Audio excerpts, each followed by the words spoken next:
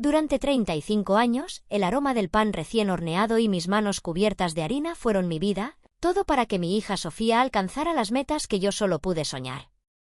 Lo di todo por ella, mis mañanas, mi energía y mis anhelos personales.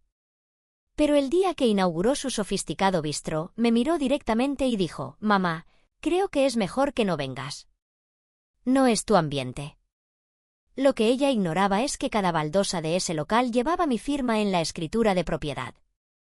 Mi existencia entera ha estado marcada por el calor del horno y la dedicación a la panadería artesanal. Por 35 años, ese perfume a levadura y azúcar fue la banda sonora que aseguró el sustento en casa y permitió que Sofía, mi única hija, tuviera oportunidades que yo ni siquiera contemplé para mí. Ahora, con 65 años, mis manos reflejan el trabajo de una vida y mi columna me recuerda las largas jornadas de pie. Pero cada pan horneado, cada dulce creado, había valido el esfuerzo. O eso creía yo. Cuando Javier, mi esposo, nos dejó, Sofía apenas contaba 10 años. El pequeño obrador de panadería que había iniciado como una ayuda para la economía familiar se transformó en nuestro único sustento. Las primeras madrugadas, amasaba y lloraba en silencio, horneando pan y bollería hasta el amanecer. No había tiempo para el descanso, y menos aún para la rendición. Con esto, Sofía podrá ir a la universidad. Me alentaba a mí misma cada vez que el agotamiento me susurraba al oído, y dio resultado. Mi niña de coletas juguetonas se convirtió en una licenciada en gestión hotelera, la primera con título universitario en nuestra familia. El día de su ceremonia de grado, mis aplausos resonaron con orgullo hasta que las palmas me ardieron. Valió cada noche en vela, cada comida austera, cada celebración donde mi ingenio transformaba un obsequio sencillo en algo mágico. Lo que nadie sospechaba, ni siquiera Sofía, es que durante todos esos años cultivé una costumbre férrea. Cada quincena, religiosamente, reservaba una modesta suma de dinero que depositaba en una vieja jarra de porcelana, oculta en el fondo de un aparador. Para imprevistos, me justificaba, aunque en mi interior sabía que era más que eso. Era mi ancla, mi forma de tener cierto control en una vida que me había enfrentado a la soledad demasiado pronto. Con el paso del tiempo, esos ahorros fueron creciendo.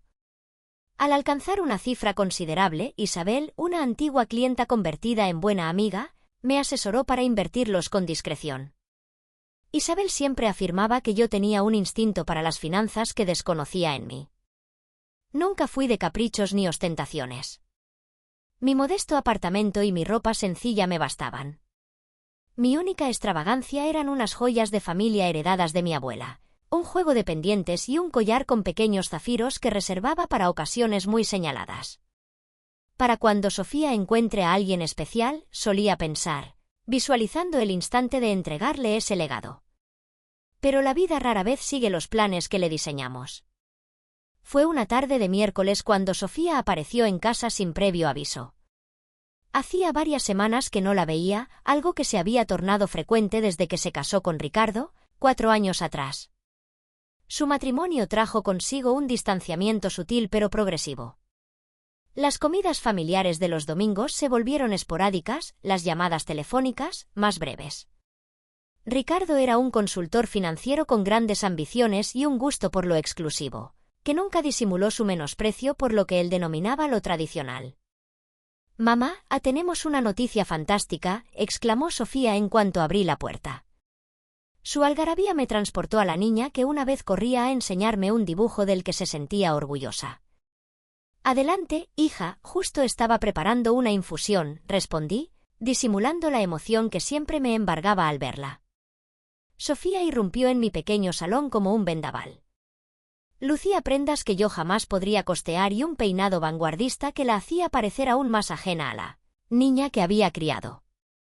Se acomodó en el sofá, declinando amablemente la infusión por las calorías, y comenzó a relatar con esa rapidez que la poseía cuando algo la entusiasmaba de verdad. «Ricardo y yo vamos a abrir un restaurante, uno de esos con estrella, donde hay que reservar con meses de antelación. Ya lo tenemos todo visualizado, cocina de vanguardia, ingredientes de importación. Será el sitio de moda en la ciudad». Sonreí, dejándola hablar. Su fervor era contagioso, aunque una punzada me oprimió el pecho al notar cómo enfatizaba el sitio de moda, como si se refiriera a un círculo selecto al que yo, evidentemente, no pertenecía. «Encontramos el local perfecto, mamá. Está en el Distrito de las Artes. Tiene una fachada histórica preciosa y el espacio es ideal. El único inconveniente», continuó, y por primera vez percibí una sombra de inquietud en su mirada, «es que el propietario pide una suma desorbitada por el traspaso, aparte del alquiler mensual. Ricardo ha invertido casi todos sus ahorros en el diseño y el equipamiento, y tenemos para cubrir el alquiler los primeros meses, pero nos falta liquidez para el traspaso. Hemos solicitado financiación, pero con el anterior proyecto de Ricardo que no funcionó. Los bancos están reticentes». Su voz perdió algo de brío.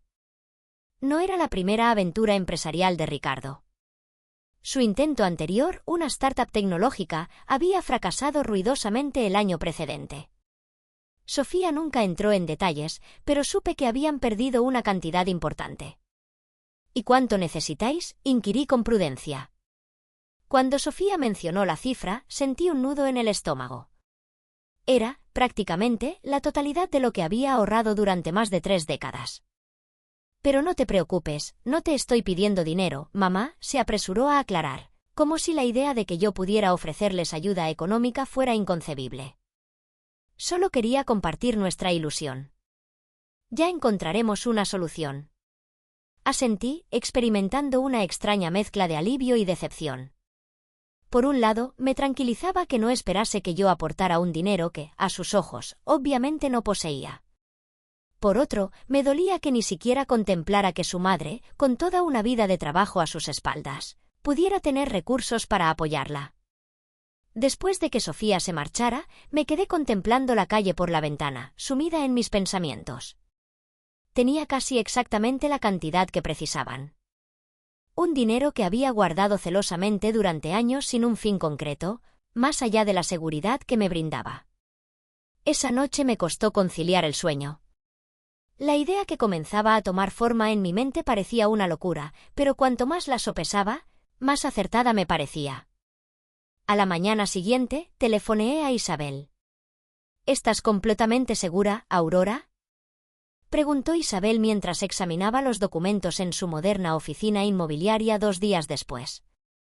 El edificio de cristal y acero contrastaba con mi sencillo vestido estampado, haciéndome sentir un poco fuera de lugar. «Nunca he estado más convencida de algo», respondí con una firmeza que me sorprendió incluso a mí. Isabel, con su impecable traje chaqueta y esa diligencia que siempre le había admirado, asintió mientras tecleaba en su ordenador. A sus 67 años, seguía siendo una figura influyente en el sector inmobiliario, resistiéndose a la jubilación porque, según sus palabras, el retiro es para quienes no tienen nada más apasionante que hacer. «El local goza de una ubicación privilegiada, como inversión es muy interesante», comentó. «Pero Aurora, ¿no sería más fácil simplemente entregarle el dinero a tu hija?». Negué con la cabeza. «No lo aceptaría. O peor aún, Ricardo la persuadiría para destinarlo a otra cosa, más estratégica, y seguirían con la incertidumbre del local». Lo que no expresé en voz alta era algo más íntimo. Quería hacerle este regalo a mi hija, pero no deseaba su compasión ni su condescendencia. No después de años sintiéndome cada vez más transparente a sus ojos. «Necesito que todo sea legal, pero muy discreto.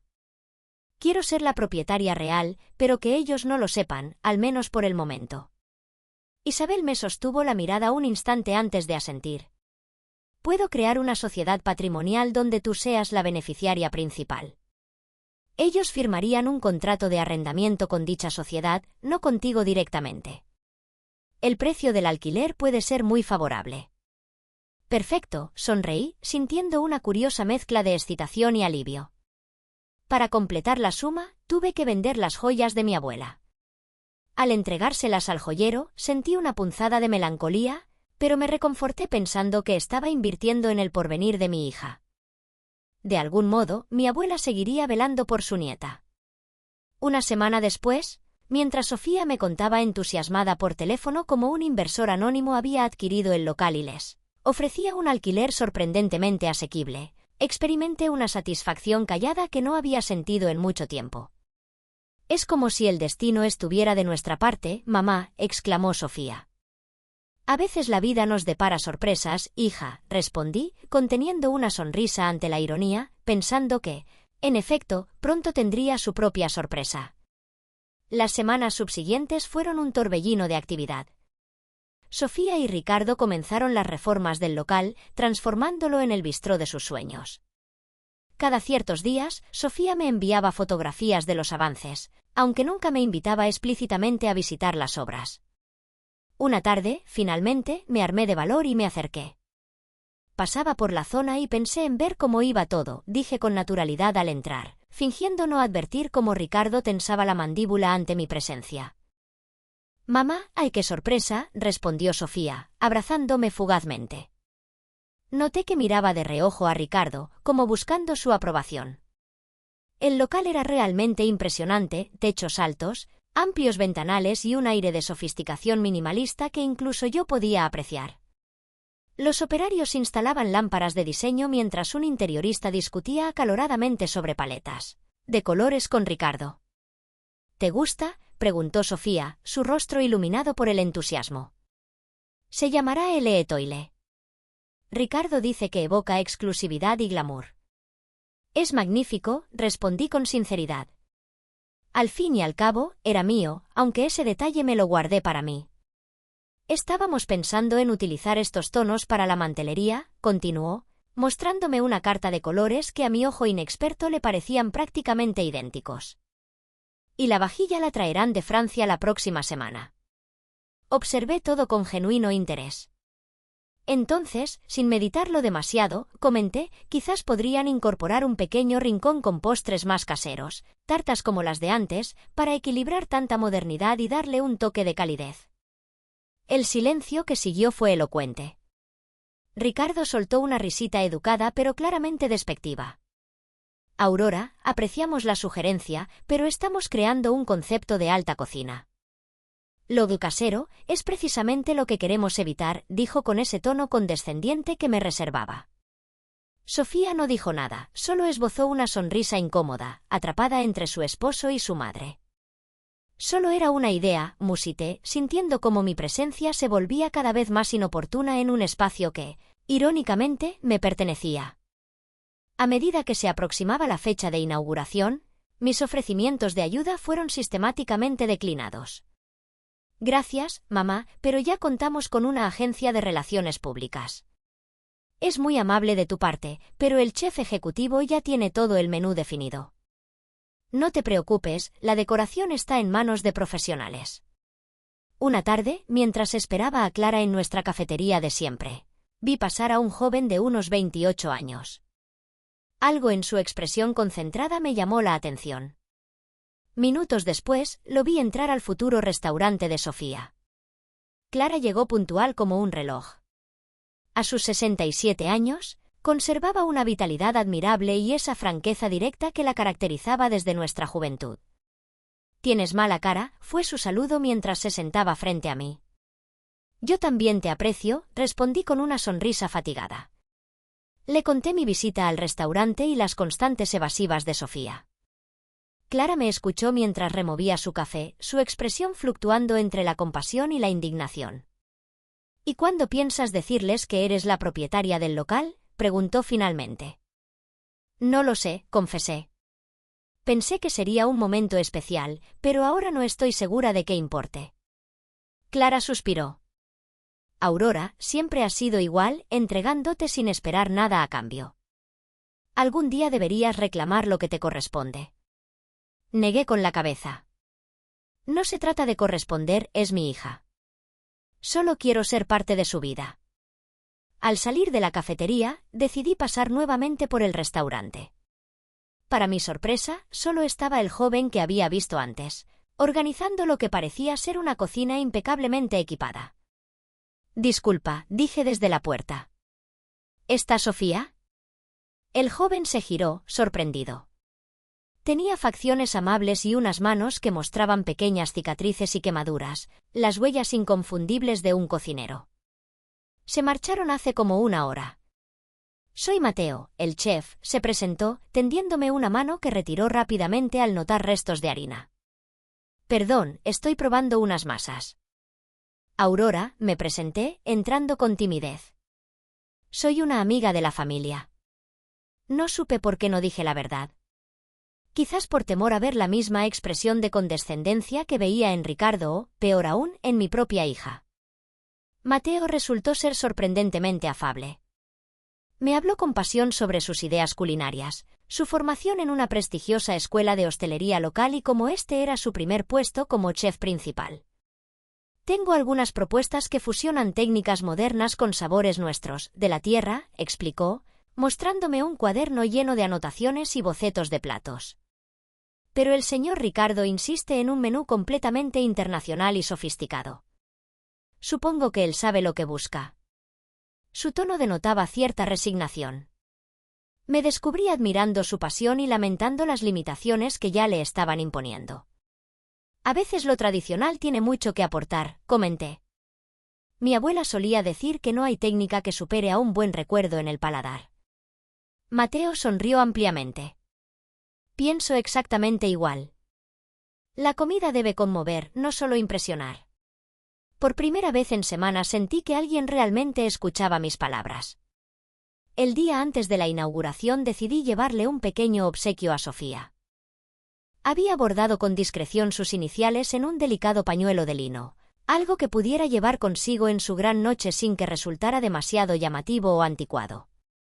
El restaurante era un caos organizado cuando llegué, camareros ensayando el servicio, personal de limpieza dando los últimos retoques y Mateo dando instrucciones a viva voz en la cocina. En medio de todo, Sofía y Ricardo discutían acaloradamente junto a la barra principal. Te dije que los arreglos florales debían ser orquídeas blancas, no estas cosas silvestres, escuché decir a Ricardo mientras me acercaba. El proveedor dice que las orquídeas no llegaron a tiempo. Esto es lo único que pudo conseguir, respondió Sofía, claramente estresada. Me aclaré la garganta suavemente. Ambos se volvieron, sorprendidos por mi presencia. Mamá, dijo Sofía con esa mezcla de afecto y embarazo que últimamente caracterizaba nuestros encuentros. No es un buen momento. Solo quería traerte esto, expliqué, extendiendo el pequeño paquete envuelto en papel de seda. Para desearte suerte mañana. Sofía lo tomó con una sonrisa tensa. Ricardo consultó ostensiblemente su reloj. Gracias, mamá, pero estamos increíblemente ocupados ahora, respondió sin abrir el regalo. Entiendo, dije, mirando alrededor. Quizás pueda ayudar con algo. Esas flores, por ejemplo, podrían distribuirse de otra forma para qué. Aurora, interrumpió Ricardo con tono impaciente. Agradecemos su visita, pero estamos en medio de preparativos profesionales. No queremos ser descorteses, pero necesitamos concentrarnos. Sentí el rubor subir a mis mejillas. Sofía no dijo nada, solo bajó la mirada. Por supuesto, respondí, manteniendo la compostura. Solo quería desearos suerte. Me giré para marcharme, pero entonces Ricardo añadió con voz lo suficientemente alta para que todos escucharan. Sofía, creo que deberíamos aclarar esto de una vez. Tu madre es encantadora, pero este no es su sitio. No encaja con la imagen que queremos proyectar. Me detuve en seco. La cocina pareció sumirse en el silencio. Ricardo, por favor, musitó Sofía, visiblemente incómoda. Es la verdad, insistió él. Y lo sabes. Hemos invertido demasiado como para arriesgarnos a que los clientes se sientan fuera de lugar. Me volví lentamente, incapaz de creer lo que estaba escuchando. Ricardo mantuvo su expresión imperturbable mientras Sofía alternaba la mirada entre su esposo y yo, claramente dividida. ¿Tu madre puede venir cuando el restaurante esté consolidado?, continuó Ricardo como si me estuviera haciendo un favor, cuando aprenda a vestir y comportarse adecuadamente para un lugar como este. El silencio que siguió fue denso, casi palpable. Esperé a que mi hija, la niña a la que había levantado cada vez que tropezaba, a quien había enseñado que las personas valen por su esencia y no por sus apariencias, dijera algo. Cualquier cosa. Finalmente, Sofía habló, pero sus palabras no fueron las que esperaba. Mamá, lo siento, pero Ricardo tiene razón, dijo con voz apenas audible. Es mejor que no vengas a la inauguración, ni por un tiempo, hasta que todo se asiente. ¿Lo entiendes, verdad? En ese instante sentí como si todo el aire abandonara mis pulmones. Mi propia hija me estaba prohibiendo la entrada a un lugar que, irónicamente, yo había hecho posible, un lugar que legalmente me pertenecía. Entiendo perfectamente, respondí con una calma que no sentía. Salí del restaurante con la espalda erguida y paso firme, exactamente como me había enseñado mi abuela décadas atrás. Cuando te hieran, solía decirme, camina como si te hubieran hecho el mejor cumplido de tu vida. No fue hasta que llegué a la esquina, lejos de miradas curiosas, que permití que las lágrimas rodaran silenciosamente por mis mejillas. No eran lágrimas por el rechazo o la humillación, eran por la revelación de que, tras toda una vida de entrega, me había vuelto invisible para la única persona por quien lo había dado todo. A mis 65 años me pregunté si era demasiado tarde para volver a ser visible. Esa noche, de regreso en mi apartamento, las paredes parecieron encogerse a mi alrededor, las mismas paredes que habían sido testigo de décadas de esfuerzo, donde cada rincón guardaba una historia de sacrificio que ahora parecía intrascendente. El silencio pesaba más que nunca. Cuando sonó el teléfono, casi lo dejé sonar.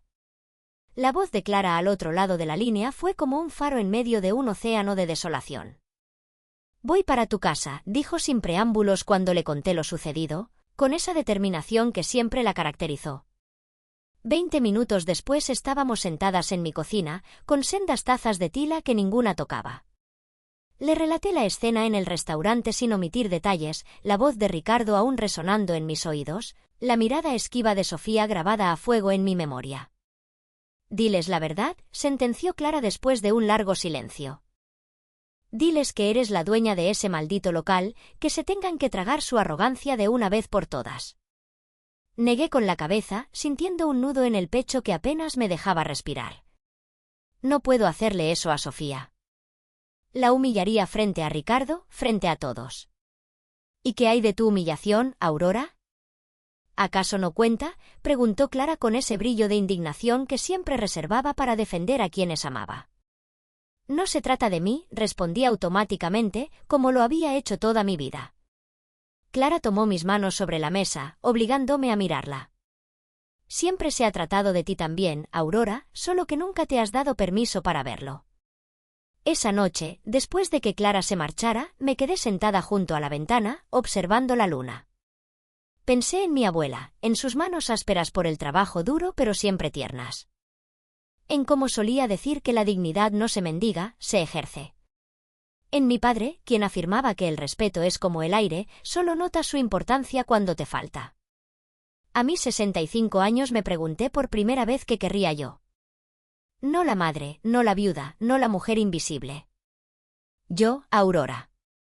No asistí a la inauguración del restaurante, no porque me lo hubieran prohibido, sino porque decidí respetar mi propio dolor.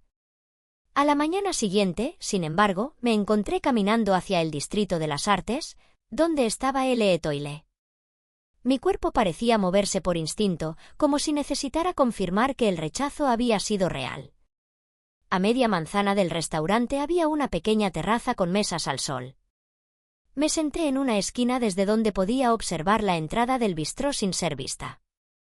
Pedí un café que apenas probé y me dediqué a mirar. El letrero luminoso, la entrada imponente, los camareros de uniforme impoluto. Todo como un mundo ajeno al mío. ¿Puedo acompañarla? Todas las mesas están ocupadas. Levanté la vista para encontrarme con Mateo, el joven chef, sosteniendo una taza humeante y un croissant. Lucía un rostro cansado pero satisfecho. Por supuesto, respondí, sorprendida de verlo fuera del restaurante a esa hora. Aurora, ¿verdad?, preguntó mientras se sentaba. La amiga de la familia. Asentí, sin corregir mi pequeña mentira anterior. ¿No deberías estar en el restaurante?, pregunté. Mateo soltó una risa breve. Tengo 2 horas libres entre el servicio de almuerzo y empezar a preparar la cena. Necesitaba aire fresco y algo que no haya cocinado yo. La conversación fluyó con una facilidad inesperada.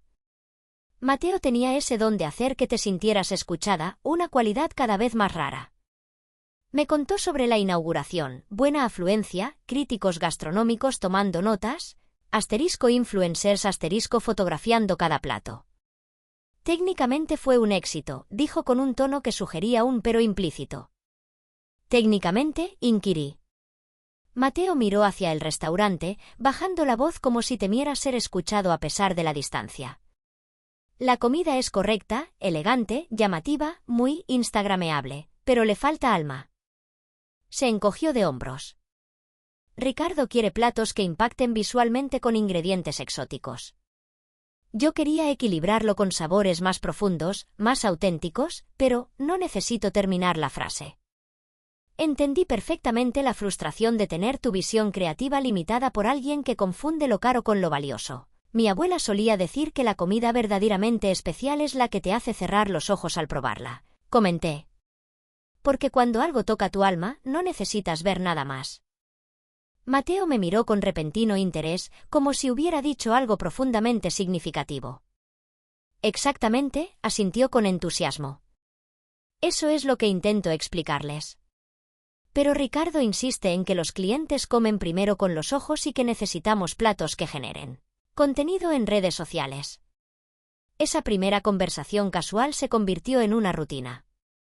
Casi cada día durante su descanso, Mateo aparecía en la terraza y compartíamos media hora de charla.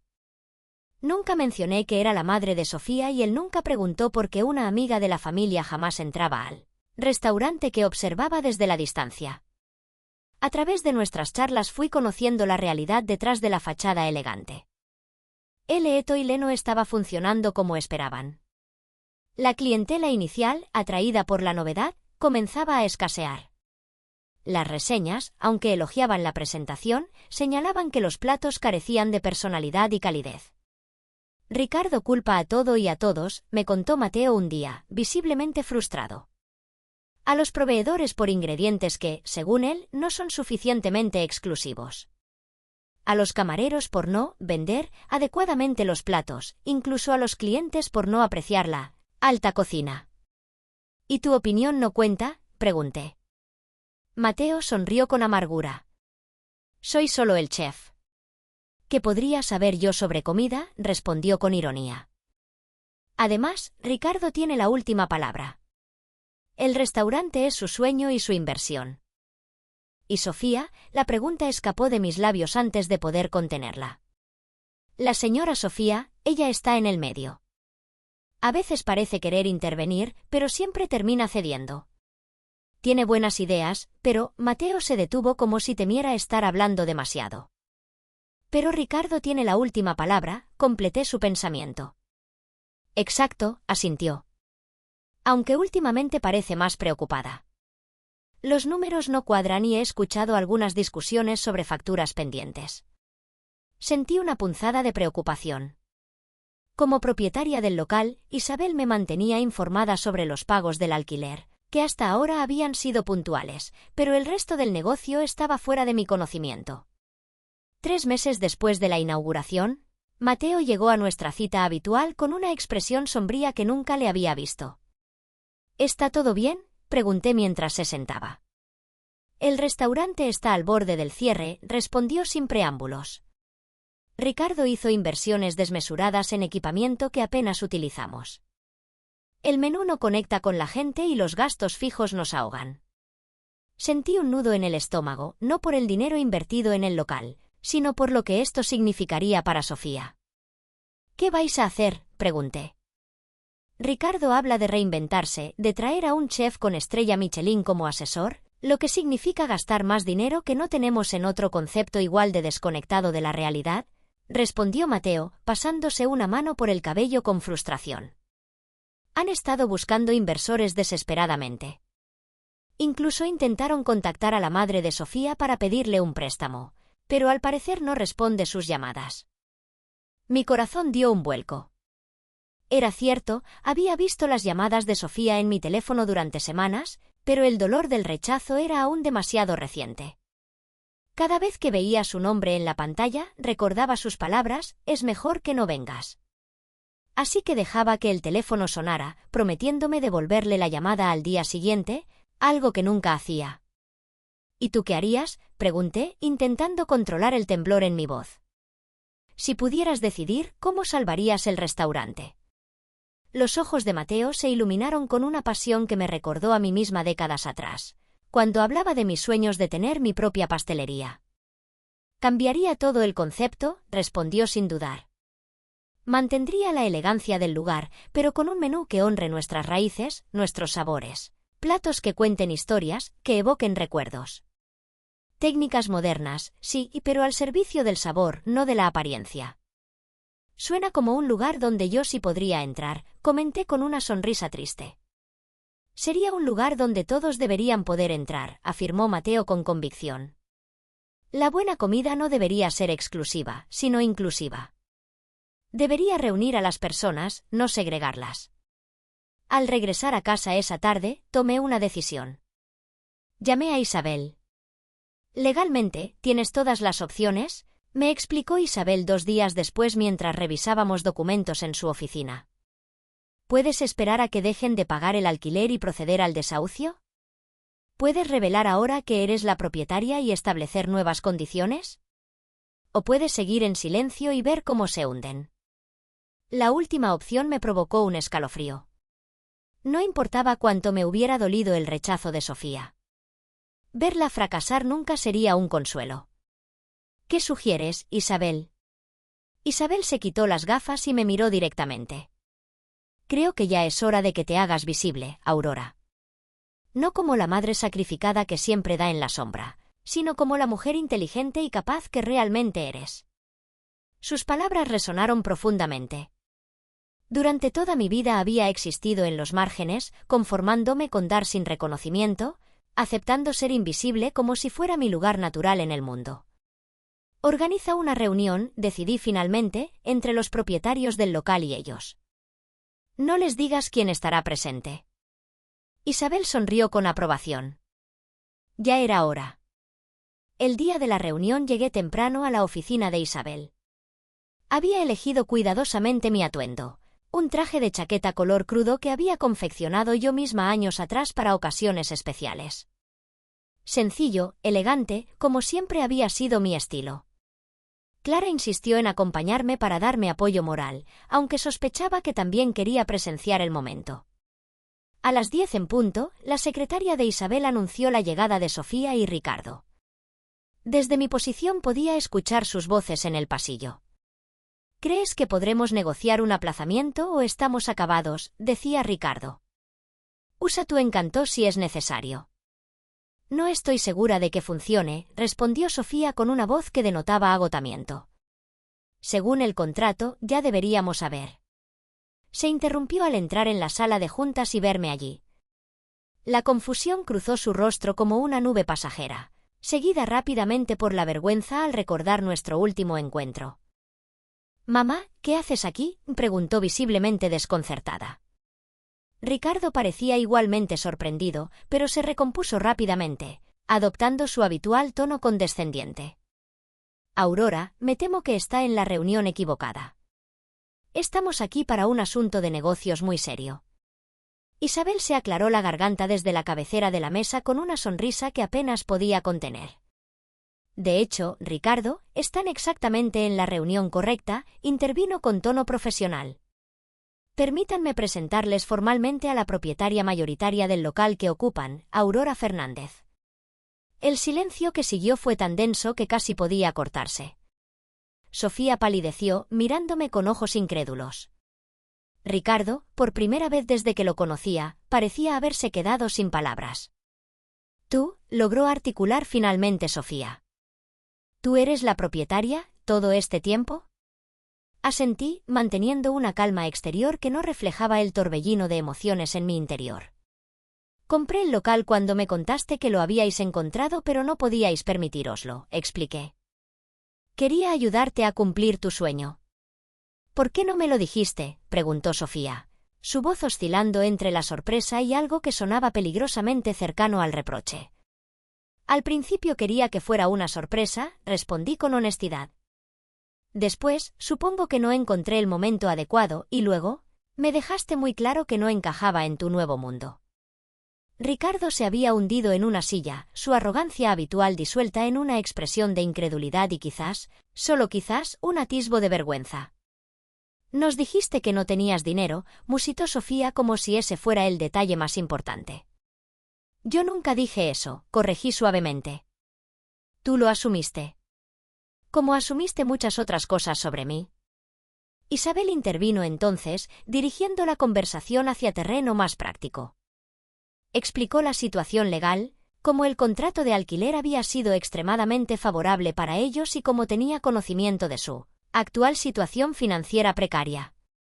Según los términos del contrato, estaría en mi derecho de exigir el desalojo por incumplimiento de varias cláusulas, concluyó, tras la explicación de Isabel. Sofía parecía a punto de llorar, una imagen que me partió el corazón a pesar de todo. Ricardo miraba fijamente la mesa, su rostro una máscara tensa. Pero no lo haré, añadí después de una pausa. Ambos levantaron la mirada, sorprendidos. ¿Qué propones entonces?, preguntó Ricardo, su voz desprovista de la usual prepotencia. Una reestructuración completa, respondí, del negocio y quizás, de nuestra relación. Les expliqué entonces que había estado observando el restaurante desde fuera, que conocía sus problemas gracias a conversaciones con Mateo, omití mencionar lo frecuentes que habían sido, y que tenía una propuesta concreta para salvar el negocio. El concepto actual no funciona, dije con firmeza. La gente no conecta con él. Necesitamos algo que mantenga la elegancia pero añada alma, autenticidad. ¿Y tú sabes de restaurantes ahora?, preguntó Ricardo, un destello de su antigua actitud asomando brevemente. No, admití sin rodeos, pero sé de trabajo duro, de escuchar a los clientes, de hornear con pasión y de adaptarse a lo que el mercado realmente quiere en lugar de imponerle lo que uno cree que debería querer. Los mismos principios que me permitieron mantener un negocio de panadería artesanal con éxito durante 35 años y, por cierto, comprar un local que tú no podías permitirte. Sofía sofocó una risita nerviosa ante la expresión atónita de Ricardo. Por primera vez en mucho tiempo vi en sus ojos un destello de la admiración que solía mostrarme cuando era niña. ¿Qué sugieres exactamente?, preguntó mi hija, inclinándose hacia adelante con genuino interés. Una asociación real, respondí. Tú, Ricardo, yo y Mateo, cada uno aportando lo que mejor sabe hacer. Las semanas siguientes fueron intensas. La transición no fue sencilla ni inmediata. Ricardo, inicialmente resistente a cualquier cambio que no proviniera de él mismo, eventualmente tuvo que rendirse ante la evidencia, seguir su camino significaba la quiebra segura. Mateo, por su parte, casi levitó de alegría cuando le presentamos la nueva visión. Su entusiasmo era contagioso mientras desarrollaba un menú que combinaba técnicas contemporáneas con sabores tradicionales y postres que recordaban a la infancia, platos que contaban historias en lugar de simplemente impresionar. El restaurante cerró durante 15 días para la renovación. No cambiamos la elegancia del lugar, pero sí añadimos elementos que lo hacían más acogedor, más auténtico, con rincones que invitaban a la sobremesa. Y le dimos un nuevo nombre, Origen. Porque todo lo que crece fuerte necesita un origen sólido, expliqué cuando propuse el nombre. Para mi sorpresa, todos estuvieron de acuerdo inmediatamente. Mi relación con Sofía fue sanando gradualmente. No hubo grandes discursos ni momentos dramáticos de reconciliación como en las telenovelas. Fue más bien a través del trabajo conjunto, del respeto ganado día a día, como volvimos a encontrarnos. Una tarde, mientras revisábamos los últimos detalles antes de la reapertura, Sofía se sentó junto a mí en una de las mesas. Lo siento, dijo simplemente, mirándome a los ojos. Yo también lo siento, respondí, por no haber sido honesta desde el principio. ¿Por qué lo hiciste?, preguntó. Después de cómo te tratamos, podrías habernos dejado fracasar. Pensé cuidadosamente antes de responder. La respuesta fácil hubiera sido porque eres mi hija. Pero sabía que había algo más profundo. Porque creo en las segundas oportunidades, dije finalmente, para el negocio, para nosotras. Y porque a mis 65 años descubrí que quizás nunca es tarde para hacerse visible. Sofía tomó mi mano sobre la mesa, un gesto simple pero cargado de significado. No necesitábamos más palabras. La noche de la reapertura de Origen, el restaurante estaba lleno. Contrario a la inauguración original, esta vez no se limitaron a invitar a *influencers* y críticos. Mateo había insistido en que invitáramos a personas reales, incluidos algunos de mis antiguos clientes de la panadería. Me ubiqué en una mesa cerca de la entrada donde podía observar todo. A mi lado, Clara sonreía con aprobación. «Te dije que tenías que reclamar lo que te corresponde», comentó mientras brindábamos con copas de vino. «No se trató de reclamar», respondí. «Se trató de recordar mi propio valor». A lo largo de la noche observé a Sofía moverse entre las mesas con una gracia natural, conectando con los clientes de una manera que me recordó a mí misma en mis mejores días en el Obrador. Ricardo, aunque aún mantenía cierta rigidez, había encontrado su lugar supervisando la operación con un nuevo respeto por las opiniones de los demás. Y Mateo brillaba en la cocina abierta, donde los comensales podían verlo crear su magia, especialmente con los postres que ahora eran la estrella.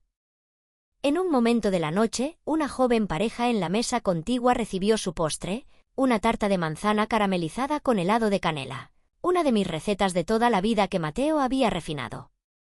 La mujer cerró los ojos al probar el primer bocado, exactamente como había descrito a Mateo meses atrás que ocurría cuando algo realmente tocaba el alma.